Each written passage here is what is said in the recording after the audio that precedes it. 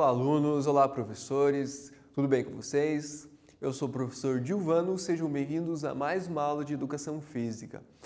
Aos alunos, não esqueçam de responder lá a sua frequência, então é muito fácil, você acessa o Classroom, responde ao questionário no primeiro link e pronto, a sua presença já está confirmada. Bem, nós vamos começar essa aula fazendo uma retomada do conteúdo da aula anterior. Você lembra qual foi o conteúdo da aula anterior? A gente falou sobre o parkour, então a gente vai retomar, vai relembrar de maneira resumida e aí a gente dá sequência ao conteúdo da próxima aula. Então vamos lá. O parkour a gente viu que é um método de treinamento que consiste basicamente em superar todos os obstáculos físicos ou imaginários de forma rápida e segura em qualquer tipo de ambiente natural ou urbano, usando apenas a habilidade do próprio corpo. Vimos também que ele surgiu na França em meados lá do final da década de 1980 e um dos principais criadores que disseminaram a modalidade esportiva foi esse rapaz aqui chamado David Bailey, ele é francês, nascido em 1973. Com a explosão da internet, com a produção de vídeos, com a divulgação desses vídeos, principalmente pelo YouTube, quem praticava o parkour, eles criavam as suas manobras e divulgavam isso. Então, com a divulgação desses vídeos, o parkour passou a ser conhecido no mundo todo, né? Então, esse foi a sua origem. Qual que é o seu objetivo? Então, o principal objetivo do parkour, né, é o seguinte. É uma prática que requer treinamento físico de maneira metódica, requer bastante dedicação, comprometimento de quem o pratica e visa principalmente a eficácia. O que seria a eficácia? É você realizar isso de maneira eficiente, poupando as suas energias. Então, você executar o movimento mais eficiente possível com o mínimo gasto de energia, devendo ultrapassar todos os seus obstáculos, sejam eles físicos ou imaginários, evitando sempre qualquer tipo de lesão, de ferimento para quem pratica e para as outras pessoas que estejam ali próximas. A sua filosofia é ser forte para ser útil. O que é isso? Ser forte para ser útil. Então, não é somente ser forte para si próprio. Eu vou ser forte para mim mesmo. Não, eu vou ser forte para que se um dia eu precisar ajudar alguém, eu tenho essas capacidades físicas e eu posso ajudar alguém. Requer segurança e responsabilidade. O que seria segurança e o que seria responsabilidade? Então, vamos começar falando sobre segurança. Seria tanto a segurança de quem é o praticante, de quem está praticando, quanto as pessoas que estejam à sua volta, né, seja vendo, visualizando ou seja praticando junto. Há uma frase muito utilizada para quem pratica, uma maneira de pensar, que é a seguinte: é cômico procurar liberdade e acabar quebrado numa cadeira de roda. Então, não precisa ser necessariamente numa cadeira de roda, mas simplesmente quebra uma perna, quebra um braço, seja qualquer tipo de lesão, uma torção, um estiramento. Então, que tipo de liberdade eu vou ter se eu estiver imobilizado, se eu tiver que ficar por um tempo em repouso sem poder realizar qualquer tipo de prática esportiva? Então, de que vale se arriscar um movimento que eu não tenho capacidade física, que eu não tenho uma capacidade, uma preparação mental para executar, e no final não dá certo e aconteceu alguma coisa de errado, eu vou acabar me machucando, né? Então, não vale a pena. Então, quem é um praticante que entende esses fundamentos, essa filosofia, ele vai entender isso, ele sempre vai entender qual é o seu limite, até onde eu posso ir, até onde eu posso fazer aquele movimento. Ele vai se conhecer, ele vai saber o seu limite e respeitá-lo, que é o mais importante. O parkour, então, pensando dessa maneira, ele requer o quê? Requer disciplina, ele requer o treinamento da sua mente e bom senso. E sempre respeita os seus limites, sendo assim, amenizando sempre os acidentes que possam acontecer. Citamos na aula passada alguns problemas recorrentes que certamente já aconteceu em várias regiões, em vários países, que um desses problemas é a invasões de propriedades privadas, né, ou estruturas de prédios abandonados, para que essas pessoas pudessem realizar os seus movimentos, ali, executar a sua gravação do seu vídeo. Então, isso foi um problema que aconteceu muito e fez a gente repensar, né, o que é o parkour e quais são os seus valores. Por quê? Porque isso vai na contramão dos valores da filosofia do parkour, que é o respeito a si e o respeito aos outros. Então, a partir do momento em que o sujeito invade uma propriedade ou ele depreda qualquer patrimônio público, um espaço na cidade ou um espaço que seja urbano ou natural, se ele não preserva, se ele não cuida, ele não está pensando no bem-estar das outras pessoas, somente pensando em si, o que vai na contramão do que é a filosofia do parkour, que é você pensar não somente em si, mas pensar no outro. Sendo assim, surgiu uma modalidade que é a prática do parkour indoor. Se existe o parkour indoor, não demorou muito a surgir também as competições, as modalidades. Então, hoje, o parkour ele faz parte da Federação Internacional de Ginástica, né? E já existem as suas próprias competições oficiais e visa um programa olímpico, a participar das próximas Olimpíadas. Ainda não é um esporte olímpico, mas visa a ser um esporte olímpico a partir das Olimpíadas de 2024. Ainda não há confirmação, mas se encaminha para tal. E por que o parkour se tornou um esporte competitivo? Objeto de espetacularização. Então, o parkour se tornou um objeto de desejo da mídia de colocar as suas marcas e poder transmitir essas competições. Sendo assim, surgiu a prática do parkour enquanto competição.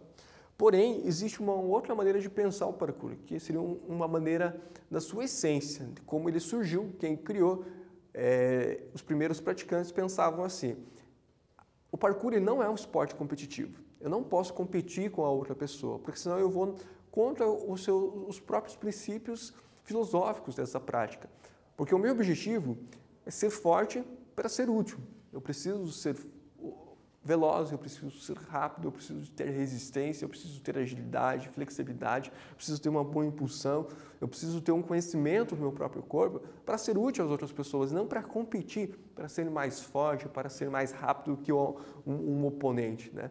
Então não é esse o principal objetivo quando se criou essa modalidade. Então existem essas duas maneiras de pensar, o parkour enquanto competição e um parkour enquanto filosofia de vida. Então, um parkour voltado para o indivíduo que busca a própria essência e o autoconhecimento. Falamos também dos principais benefícios, citamos alguns benefícios para quem pratica, que seria, não há limitação de espaço para ser praticado, então a pessoa pode praticar em qualquer lugar mesmo. É acessível a todos, qualquer pessoa pode praticar, seja uma criança ou seja uma pessoa mais idosa. Possibilita o autoconhecimento do corpo e da mente. Então, assim como poderíamos lembrar esportes como as lutas, as artes marciais, que também trabalham o corpo e mente, podemos lembrar um pouco, né, desses princípios filosóficos que o parkour também proporciona. Então, não é uma modalidade que somente exercita o corpo, mas também a mente. Desenvolvimento da força, da resistência, da coordenação motora e equilíbrio. Então, tudo isso que são capacidades físicas. Então, quem pratica desenvolve essas capacidades, essas habilidades também. Desenvolve a concentração, força de vontade, determinação e coragem. Favorece o bem-estar e qualidade de vida. Enfim, na verdade, qualquer modalidade esportiva, qualquer esporte, qualquer coisa que a gente faça, saindo do sofá, vai favorecer a nossa qualidade de vida, é bom sempre lembrar disso. E possibilita novas experiências, além de outros exemplos de contribuições que a gente poderia citar, né? Mas a gente elencou algumas aqui, que seriam as mais lembradas, mais relevantes. Falamos também de alguns filmes, né? Deixamos o desafio de vocês assistirem algum desses filmes. E aí nós deixamos também uma atividade, que era uma atividade de casa para você pesquisar durante a semana. Você deveria pesquisar 5 movimentos básicos do parkour, né? É uma execução de 5 movimentos básicos, descrevê-los, né, como que é esses movimentos. E agora a gente vai para a resposta, né? Pedir para vocês buscarem 5 e agora a gente vai citar 5 movimentos utilizados. Então, alguns movimentos utilizados, então, lembrando que esses movimentos aqui não é o nome do movimento, existem alguns nomes específicos, a gente vai falar ele de maneira como eles são utilizados. Então, existem alguns movimentos que são movimentos de equilíbrio. Nesse caso, o praticante está se equilibrando num corrimão, então requer bastante equilíbrio, né? Sempre. alguns exercícios de rolamento. Esses movimentos são bem importantes porque quando ele salta de uma plataforma ou de um local mais elevado, ele nunca vai cair em seco, digamos assim, ele nunca vai cair direto e somente parar. Então, sempre existe uma transferência de força, então essa força aqui gravitacional, quando ele vai cair, quando ele tem a sua queda, ele pode se machucar. E como que ele vai transferir toda essa energia do seu corpo, a sua massa, ali no solo, sem que ele se machuque? Então, ele sempre vai cair. Quando ele cair, quando ele fizer esse salto, quando ele estiver nesse período de queda, quando ele estiver se aproximando do solo, ele já vai emendar isso no segundo movimento, que seria o movimento de rolamento. Então, ele vai transferir toda essa energia através do movimento de rolamento. Quando ele termina o movimento de rolamento, ele já vai emendar isso num outro novo movimento, dando uma sequência de vários movimentos. Então, aqui é uma sequência, né, do mesmo praticante, como que seria um exemplo de rolamento, né? Que vai ter várias técnicas, vários tipos que ele também pode executar. Saltos para subir, então ele vai utilizar da propulsão da sua força de membros inferiores para subir algum obstáculo, seja uma parede, seja um muro, ou ultrapassá-lo, esse obstáculo, utilizando também ali das mãos, que vai auxiliar ele a ultrapassar um obstáculo mais para frente. Um salto à distância, então nesse caso ele precisa ali de uma velocidade e transformar essa velocidade em força, tanto força para subir quanto ir para frente, né? Então nesse caso ele não pode somente fazer o salto vertical, ele precisa fazer um salto que é um vertical e um salto horizontal, para que ele consiga atingir um outro ponto, seja um ponto nesse caso aqui mais baixo, ou ele poderia também ser um ponto mais alto, ele poderia ser um ponto mais próximo, um ponto mais distante, e aí tem as suas variações. Algumas situações pode haver um salto de precisão, ele precisa fazer a sua queda e amortecer essa queda, ele chegar no ponto de maneira precisa. Nesse exemplo, ele faz o salto de um ponto fixo a outro ponto fixo. Só quando ele chega somente com as pontas do pé, ele chega no limite. E aí entra aquele princípio que eu preciso ser forte, eu preciso ser ágil, eu preciso ter essas habilidades para que um dia eu possa ajudar alguém. Então, se algum dia eu precisar realizar algum salto em que o meu limite seja chegar na ponta de um muro, na ponta de uma parede, eu preciso ter essas condições, eu preciso estar preparado, tanto fisicamente quanto mentalmente, para realizar aquele movimento. Muito bem. Sendo assim, a gente encerra o nosso conteúdo de práticas corporais de aventura. Então, começamos falando sobre o que é as práticas corporais de aventura, e aí na sequência dessas aulas falamos algumas dessas modalidades. Falamos sobre a escalada, falamos sobre o montanhismo, falamos sobre surf, sobre skate, falamos sobre o parkour. Então a gente vai fazer agora uma retomada, relembrar sobre aquilo que a gente falou nessas aulas passadas. Você vai lembrar, vai pegar aí as anotações do seu caderno e vai responder essas perguntas aí para mim. Então, as perguntas são as seguintes: quais conteúdos de práticas corporais mais te chamou a atenção e por quê? Segunda pergunta: quais as principais características em comum que podemos observar nas práticas corporais de aventura? Então, vimos vários exemplos de práticas corporais de aventura. E quais são as características que existem em comum entre elas? Poderia elencar algumas? Você vai citar aqui. E a terceira pergunta: quais as relações que podemos fazer entre as práticas corporais de aventura e a natureza? Existe alguma relação? Sim ou não? Se existe, quais são elas?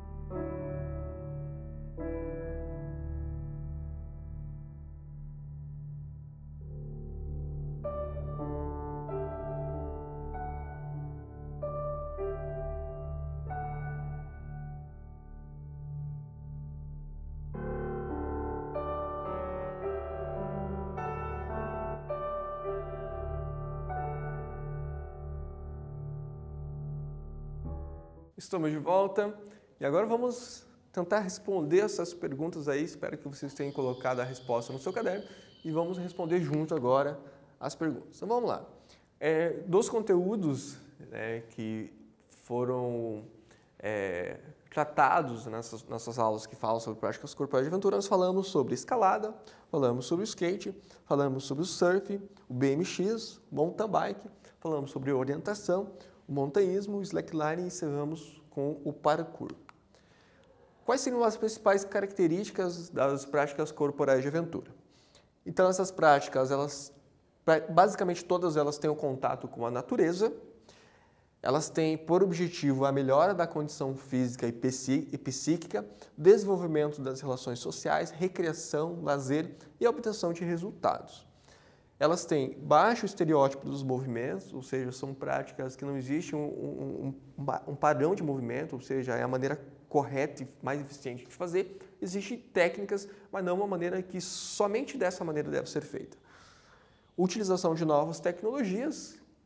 Citamos várias modalidades que requerem o uso de tecnologias e as tecnologias proporcionaram a origem desses esportes.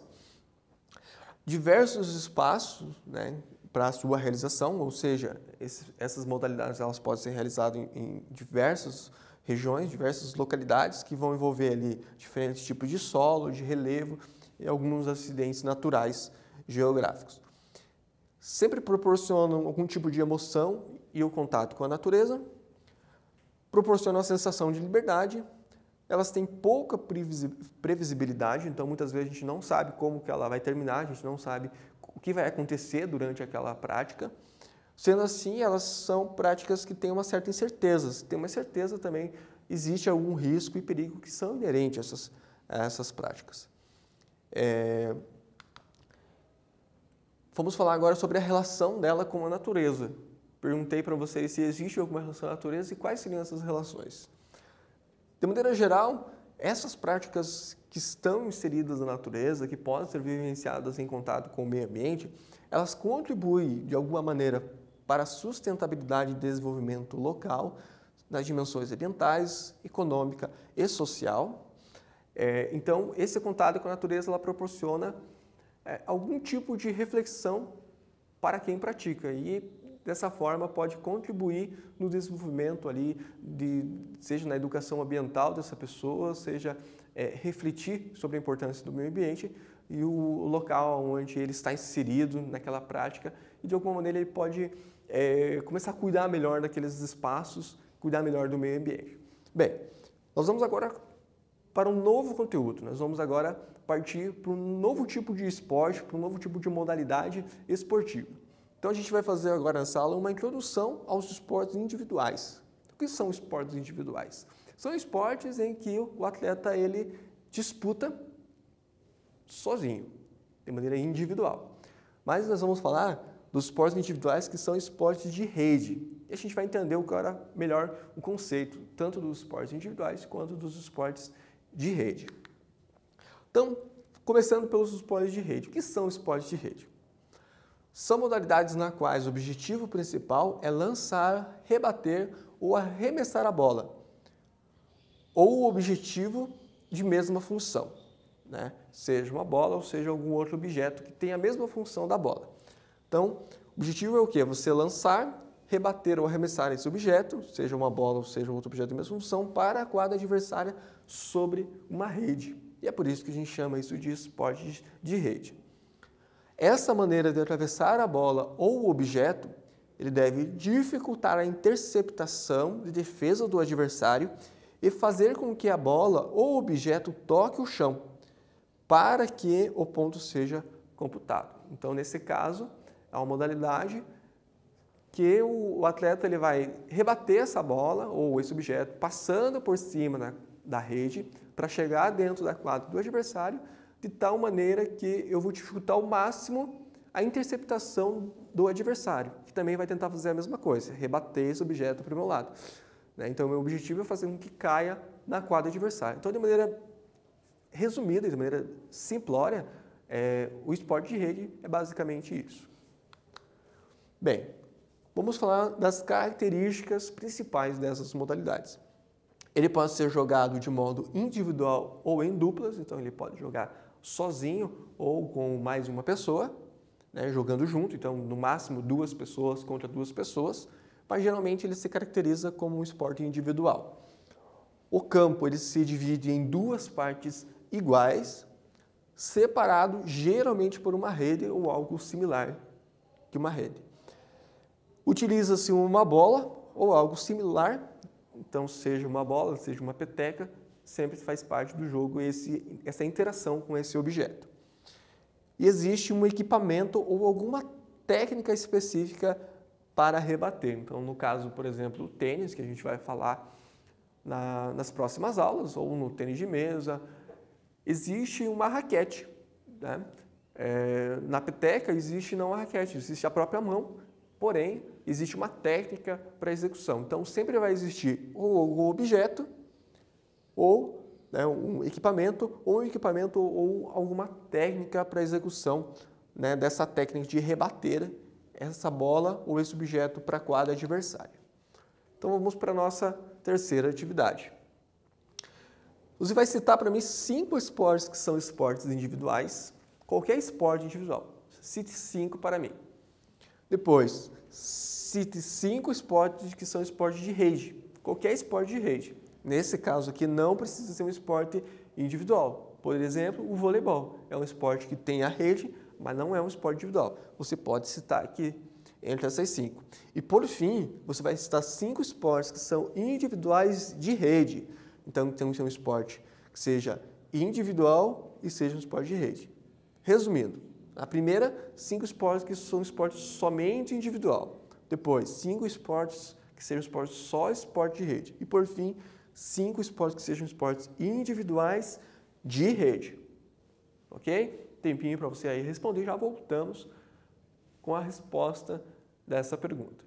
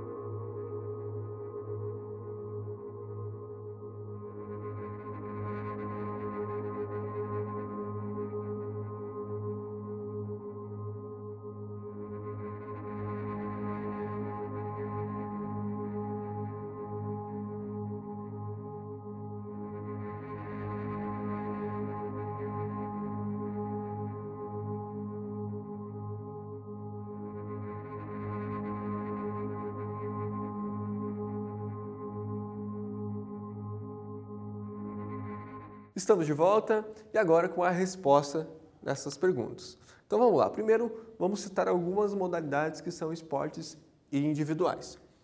Citamos aqui o atletismo, natação, tênis de mesa, tênis de campo, badminton, o hipismo, ciclismo, modalidades de lutas, o golfe, o surf, o skate, a canoagem, enfim, vários esportes. Esses esportes são todos esportes individuais. A característica principal é que esses atletas eles disputam de maneira sozinha, né? De maneira individual contra outra pessoa que também está sozinha. Agora, alguns esportes que são esportes de rede, seja individual ou não.